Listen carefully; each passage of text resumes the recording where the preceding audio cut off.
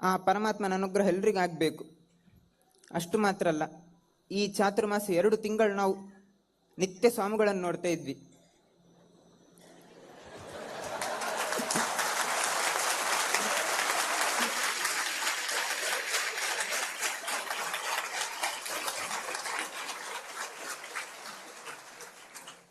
ರಾತ್ರಿ ಹಗಲು ಹೇಳಿದ್ರೂ ತಪ್ಪೆ, ಹಗಲಿಂದ ಹಗಲು, ರಾತ್ರಿ ಅಂತಾನೆ ಇಲ್ಲ, ಅವ್ರ ವಿಶ್ರಾಂತಿಯೇ ಇಲ್ಲ.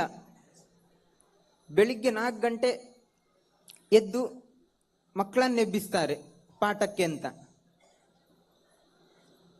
ಮಕ್ಕಳು ಬೇಕಾದ್ರೆ ಬರಲಿ, ಅವರಿಗೆಲ್ಲ ಪಾಠ ಬೇಕಾದ್ರೆ ಹೇಳಲಿ, ಅದಿಲ್ಲ. ಎಲ್ರಿಗೂ, ಶಿಷ್ಯರಿಗೆಲ್ರಿಗೂ ಪರಮಾತ್ಮನ ಅನುಗ್ರಹ ಆಗಬೇಕು, ಮಧ್ವಾಚಾರ್ಯರ ಅನುಗ್ರಹ ಆಗಬೇಕು, ಆ ಶಾಸ್ತ್ರ ಅಧ್ಯಯನ ಮಾಡಬೇಕು. ಅವರ ಮೇಲೆ ಆ ಪ್ರೀತಿಯಿಂದ ಎಲ್ಲರನ್ನು ಎಬ್ಬಿಸಿ ಪಾಠ ಮಾಡಿ ಪಾದಪೂಜೆ, ಮುದ್ರಾಧಾರಣೆ ಇದೆಲ್ಲ ಮಾಡ್ತಾರೆ. ನಂತರ ರಾಮದೇವರ ಪೂಜೆ.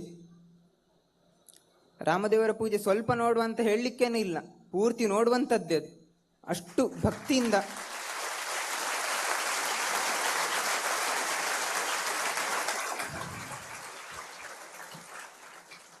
ಅಷ್ಟು ಶ್ರದ್ಧೆಯಿಂದ ಮಾಡ್ತಾರೆ. ಅವ್ರು ಮಾಡೋದು ನೋಡುವಾಗ ನಮಗೂ ಇಷ್ಟೆಲ್ಲ ಮಾಡ್ತಾರೆ, ನಾವು ಏನು ಮಾಡುದಿಲ್ಲ ಮಾರ್ರೆ, ನಾವು ಸ್ವಲ್ಪ ಆದ್ರೂ ಮಾಡಬೇಕು.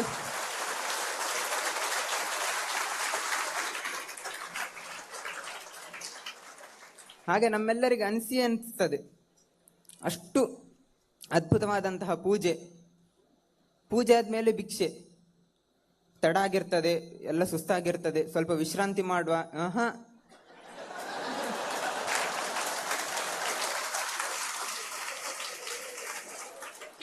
ಮತ್ತೆ ಎಲ್ಲರ ಕಡೆ ಬರಬೇಕು. ಎಲ್ಲರೂ ಊಟ ಮಾಡುವಾಗ ಎಲ್ರಿಗೂ, ಪಂಡಿತರಿಗೆ ಎಲ್ಲರಿಗೂ ಬಡಿಸ್ಬೇಕು. ಎಲ್ಲರೂ ಸಾವಕಾಶವಾಗಿ ಮಾಡಬೇಕು. ಸ್ವಾಮಿಗಳು ಗಡಿಬಿಡಿ ಮಾಡಿದ್ರು ಅಂತ ಎಲ್ಲರೂ ಗಡಿಬಿಡಿ ಮಾಡಬಾರ್ದು, ಎಲ್ಲರೂ ನಿಧಾನ ಮಾಡಬೇಕು. ಹೊತ್ತಾಯ್ತು ತೊಂದರೆ ಇಲ್ಲ, ಎಲ್ಲರೂ ನಿಧಾನ ಊಟ ಮಾಡಬೇಕು ಅಂತ ಬಂದು ಎಲ್ಲ ಪಂಡಿತರ ಮೇಲೆ, ಆ ಭಕ್ತರ ಮೇಲೆ ಪ್ರೀತಿ ತೋರಿಸ್ತಾರೆ. ಇಷ್ಟೆಲ್ಲ ಆಯ್ತು. ನಂತರ ಸಂಜೆ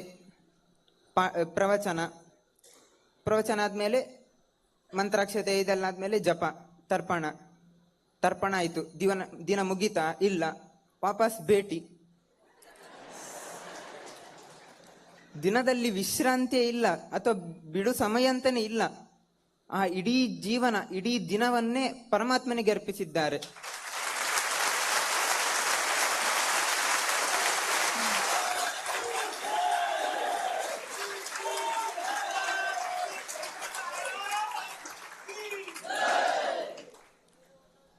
ಅವರಲ್ಲಿರುವ ಆ ಭಕ್ತಿ, ಶಿಷ್ಯರ ಮೇಲೆ ವಾತ್ಸಲ್ಯ, ಭಕ್ತರ ಮೇಲೆ ಪ್ರೀತಿ, ಪಂಡಿತರ ಮೇಲೆ ಪ್ರೀತಿ, ಶಾಸ್ತ್ರದ ಮೇಲೆ ಆ ಭಕ್ತಿ, ಪರಮಾತ್ಮನ ಮೇಲೆ ಭಕ್ತಿ, ಈ ಎಲ್ಲ ನಮಗೂ ಸ್ವಲ್ಪ ಆದ್ರೂ ಬರಬೇಕು ಅಂತ ರಾಮದೇವರ ಹತ್ರ ಪ್ರಾರ್ಥಿಸಬೇಕು ಅಂತ ಹೇಳುತ್ತಾ,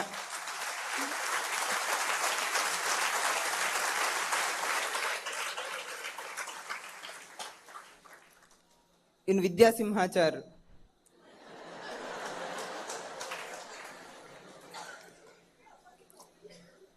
ನಾವು ಚಾತುರ್ಮಾಸ ಎಲ್ಲಿ ಕೂತ್ಕೊಳ್ಬೇಕು ಅಂತ ಇದ್ವಿ. ಆಗ ಮುಂಬೈ ಆಗೋಣ ಅಂತ ಏನೋ ಇದ್ದಾಗ ವಿದ್ಯಾಸಿಂಹಾಚಾರ್ಯರು ತೊಂದರೆ ಇಲ್ಲ, ಇಲ್ಲೇ ಬನ್ನಿ ಅಂತ ಹೇಳಿದ್ರು. ಇಲ್ಲ, ಇಲ್ಲಿ ನಮ್ಮ ಸ್ವಾಮಿಗಳು ಕೂತ್ಕೊಳ್ತಿದ್ದಾರೆ, ಇನ್ನೊಂದು ಸ್ವಾಮಿಗಳು ಬಂದ್ರೆ ನಮ್ಗೆ ವ್ಯವಸ್ಥೆ ಮಾಡ್ಲಿಕ್ಕೆ ಗಡಿಬಿಡಿ ಆಗ್ತದೆ, ಯಾರಿಗ್ ಗೊತ್ತು, ಎಲ್ಲ ಹಾಳಾದ್ರೆ, ಏನು ಚಿಂತೆ ಮಾಡ್ಲಿಲ್ಲ. ಎಲ್ಲ ಪರಮಾತ್ಮ ನೋಡ್ಕೊಳ್ತಾನೆ ಅಂತ ಪರಮಾತ್ಮನ ಮೇಲೆ ಆ ಧೈರ್ಯ ಇಟ್ಟು, ಭಕ್ತಿ ಇಟ್ಟು,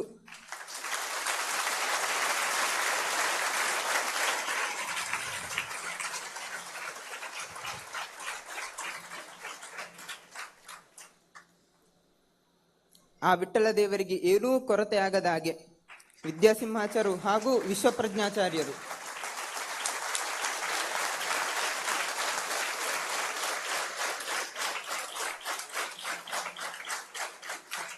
ತುಂಬಾ ಚೆನ್ನಾಗಿ ಮಾಡಿದ್ದಾರೆ.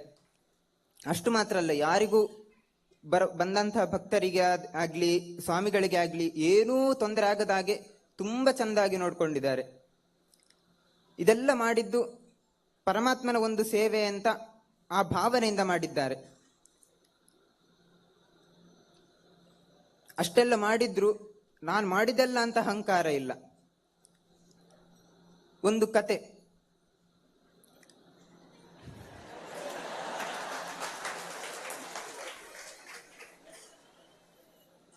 ನಾವು ಅಹಂಕಾರ ಪಟ್ರೆ ಏನಾಗ್ತದೆ ಅಂತ ಕೇಳಿದ್ರೆ, ಮುಂಬೈಯಲ್ಲೇ ಒಂದು ಗಣೇಶ ಚತುರ್ಥಿ, ಎಲ್ಲ ಗಣಪತಿ ಪೂಜೆ ಎಲ್ಲ ಆಯ್ತು, ವಿಸರ್ಜನೆ ಇವತ್ತೇ. ಆ ಗಣಪತಿಯನ್ನು ಒಂದು ಕತ್ತೆ ಮೇಲೆ ಇಟ್ಕೊಂಡು, ಹಿಂದಿನ ಕಾಲ ವಾಹನ ಎಲ್ಲ ಏನಿರ್ಲಿಲ್ಲ, ಹಾಗಾಗಿ ಕತ್ತೆ ಮೇಲೆ ಇಟ್ಕೊಂಡು ಮೆರವಣಿಗೆ ಮಾಡ್ತಾ ಹೋಗ್ತಾ ಇದ್ರು. ಅಲ್ಲಲ್ಲಿ ಹೂ ಮಾಲೆಲ್ಲ ಹಾಕ್ತಾ ಇದ್ರು. ಹಾಕಿ ಹಾಕಿ ಗಣಪತಿ ಮೇಲೆ ಜಾಗನೇ ಇಲ್ಲ. ಸರ್ ಇನ್ನೇನ್ ಮಾಡುದು, ಈಗ ನಮ್ಗೆಲ್ಲ ಹೂ ಜಾಸ್ತಿ ಆದ್ರೆ ವಾಹನಕ್ಕೆ ಹಾಕ್ತೇವೆ. ಹಾಗೆ ಎಲ್ರು ಕತ್ತೆಗೆ ಹಾಕ್ಲಿಕ್ಕೆ ಶುರು ಮಾಡಿದ್ರು. ಸ್ವಲ್ಪ ಹೊತ್ತಾದ್ಮೇಲೆ ಕತ್ತೆ ಏನ್ ಅನ್ಕೊಂಡಿತು, ಓ ಎಲ್ರು ನಂಗೇನೆ ಮಾಲೆ ಹಾಕ್ತಿದ್ದಾರೆ, ಹಾಗಾದ್ರೆ ನಾನು ಯಾಕೆ ಈ ಭಾರವನ್ನು ಹೊತ್ತಬೇಕು, ಹೀಗೆ ಮಾಡಿದ್ದು. ಆ ಗಣಪತಿ ಬಿತ್ತು, ಬೀಳ್ಲಿಕ್ಕೆ ಆಯ್ತು. ಎಲ್ರು ಹಿಡಿದು ಆ ಕತ್ತೆಗೆ 2 ಹೊಡೆದ್ರು.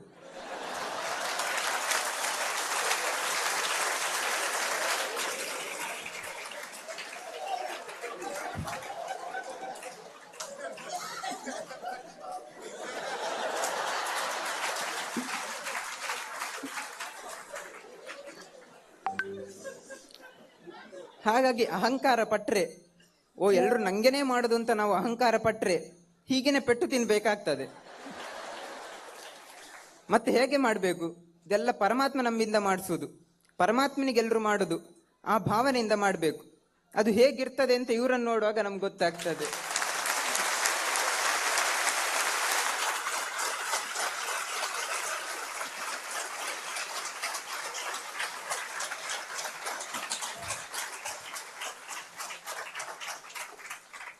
ಹಾಗಾಗಿ ವಿದ್ಯಾಸಿಂಹಾಚಾರಿಗೂ ಪರಮಾತ್ಮನ ವಿಶೇಷ ಅನುಗ್ರಹ ಆಗಲಿ ಅಂತ ಹೇಳುತ್ತಾ, ಅಷ್ಟು ಮಾತ್ರ ಅಲ್ಲ, ವಿಶ್ವಪ್ರಜ್ಞಾಚಾರ್ಯರು ಕೂಡ, ಅವರೂ ಕೂಡ ಶಾಸ್ತ್ರಾಧ್ಯಯನ ತುಂಬ ಮಾಡ್ತಿದ್ದಾರೆ. ಅಷ್ಟು ಬೇರೆಯವರಿಗೂ ಮಾಡಿಸ್ತಿದ್ದಾರೆ.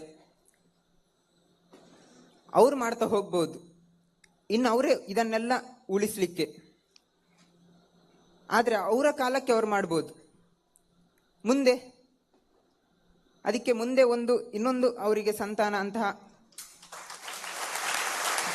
ಶಾಸ್ತ್ರಾಧ್ಯಯನ ಮಾಡುವಂತಹ ಪರಮಾತ್ಮನ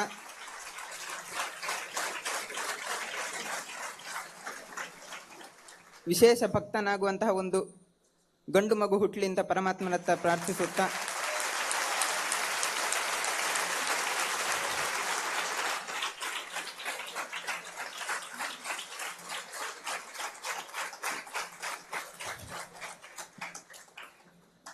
ಅವರ ಕುಟುಂಬಕ್ಕೂ ಎಲ್ಲರಿಗೂ ಪರಮಾತ್ಮನ ವಿಶೇಷ ಅನುಗ್ರಹ ಆಗಲಿ ಅಂತ ಹೇಳುತ್ತಾ, ಬಂದಂಥ ಎಲ್ಲರಿಗೂ ಪರಮಾತ್ಮನ ವಿಶೇಷ ಅನುಗ್ರಹ ಆಗಲಿ ಅಂತ ಹೇಳುತ್ತಾ,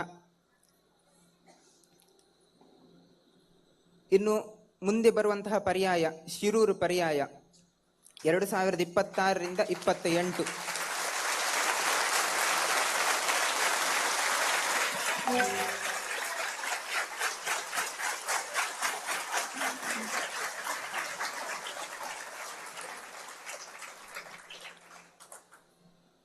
ಆ ಸಂದರ್ಭದಲ್ಲಿ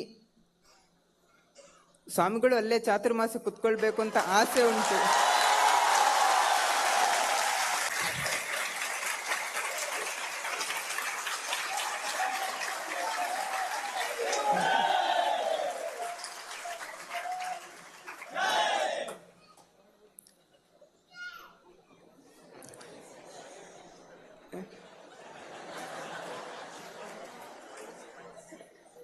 ಸ್ವಾಮಿಗಳಲ್ಲೇ ಕುತ್ಕೊಳ್ಬೇಕು ಅಂತ ಸ್ವಾಮಿಗಳ ಹತ್ರ ಸಹ ಪ್ರಾರ್ಥನೆ ಮಾಡುತ್ತಾ, ನೀವೆಲ್ಲರೂ ಬರಬೇಕು, ಅದೆಲ್ಲ ನಿಮ್ಮದೇ ಪರ್ಯಾಯ. ಲಕ್ಷ್ಮೀರಮಣ ಗೋವಿಂದ.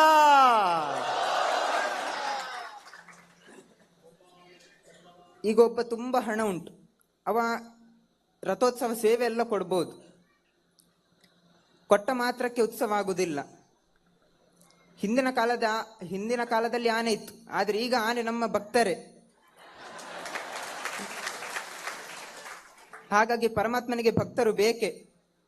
ಹಾಗಾಗಿ ನೀವೆಲ್ಲ ಪರಮಾತ್ಮನ ಭಕ್ತರು ಆ ಪರ್ಯಾಯದ ಸಂದರ್ಭದಲ್ಲಿಯೂ ಬಂದು ಕೃಷ್ಣನ ವಿಶೇಷ ಅನುಗ್ರಹಕ್ಕೆ ಪಾತ್ರರಾಗಬೇಕು ಅಂತ ಹೇಳುತ್ತಾ